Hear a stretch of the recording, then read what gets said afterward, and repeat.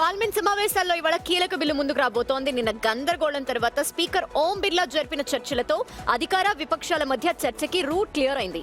Anti paper leak బిల్లుపై దాదాపు 6 నుంచి 10 గంటల పాటు చర్చ చేయాలని నిర్ణయించారు. పేపర్ లీక్ బిల్లుపై చర్చకు ఓకే అన్న అయోధ్య రామాలయ విరాళాల చోరీ ఆరోపణలు ఇథనాల్ ఇష్యూ పైన కూడా ప్రభుత్వాన్ని నిలదీయాలని అపోజిషన్ స్ట్రాటజీతో కనిపిస్తోంది. ఒకసారి ఢిల్లీకి వెళ్దాం. శివ ఉన్నారు. శివ, ఏంటి ఇవాళ ఆ బిల్లు ప్రతిపక్షాలు డిమాండ్ చేసినట్టు, కాక్రోచ్ పార్టీ డిమాండ్ చేసినట్టుగానే బిల్లు పెడుతున్నారు. ఆల్రెడీ హైపవర్డ్ కమిటీ వేశారు. అయినా కూడా పార్లమెంట్లో ఎందుకు అపోజిషన్ పార్టీస్ గొడవ చేస్తున్నాయి?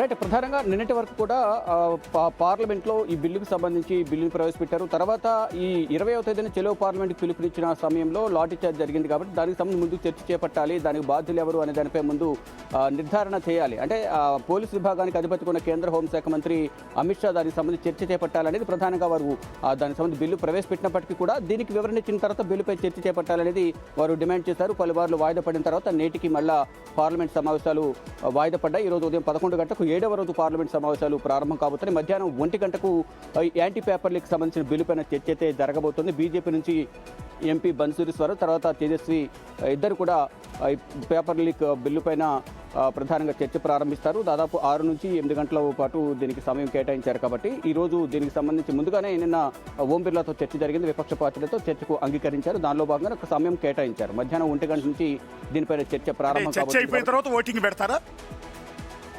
మళ్ళీ కొత్త అంశాలను మీరు చెప్పినట్లుగా తర్వాత ఓటింగ్ నిర్వహిస్తారు. ఓటింగ్ సంఖ్యాబలాన్ని బట్టి అక్కడ అధికార పార్టీకి సంఖ్యాబలం ఎక్కువ ఉంది కాబట్టి అక్కడ బిల్లు పాస్ అయ్యే అవకాశం అయితే ప్రధానంగా కనిపిస్తుంది. దాని తర్వాత వీటితో పాటు అయోధ్య విరాళాలకు సంబంధించి కావచ్చు, E20కి సంబంధించి కావచ్చు, ఇథనాల్ వీటిపైన కూడా ముందు నుండి పట్టుబడుతోంది. ఇవి కూడా చర్చించాల్సిందే అంటూ మరి బిల్లుకి సంబంధించి ఇవాళ చర్చ జరిగిన తర్వాత మళ్ళీ విపక్షాల ఆందోళన ఉండే ఛాన్స్ ఉందా, లేదా ఇప్పుడే ఒక క్లారిటీ వచ్చిన తర్వాత చర్చ స్టార్ట్ అవుద్ది అనుకోవాలా?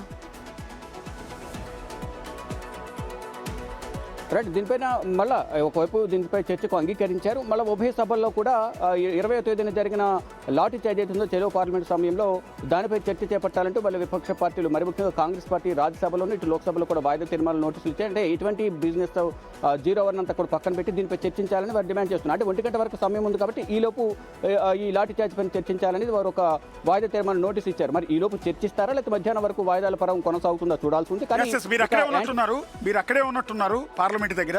సో ఎప్పటికప్పుడు అప్డేట్స్ ఇవ్వండి శివ. మళ్ళీ ఇదే బులెటిన్లో మరి కాసేపట్లో మళ్ళీ మిమ్మల్ని లైవ్లో తీసుకుంటాను నేను, లేటెస్ట్ అప్డేట్స్. ఇది ఎందుకంటే దేశం మొత్తం ఎదురు చూస్తుంది ఈ బిల్లుకు సంబంధించి.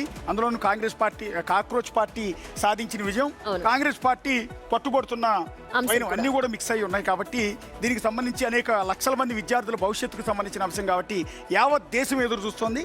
సో దానికి సంబంధించిన అప్డేట్స్ ఎప్పటికప్పుడు కూడా minute to minute big TV ద్వారా మీకు అప్పగిస్తాం. మరి కాసేపు శివాని ఢిల్లీ నుంచి మళ్ళీ లైవ్లోకి తీసుకుంటాం. ద సేమ్ టైం చర్చ సందర్భంగా జరిగే ఆ చర్చను కూడా మనం లైవ్ లో ప్రసారం చేద్దాము.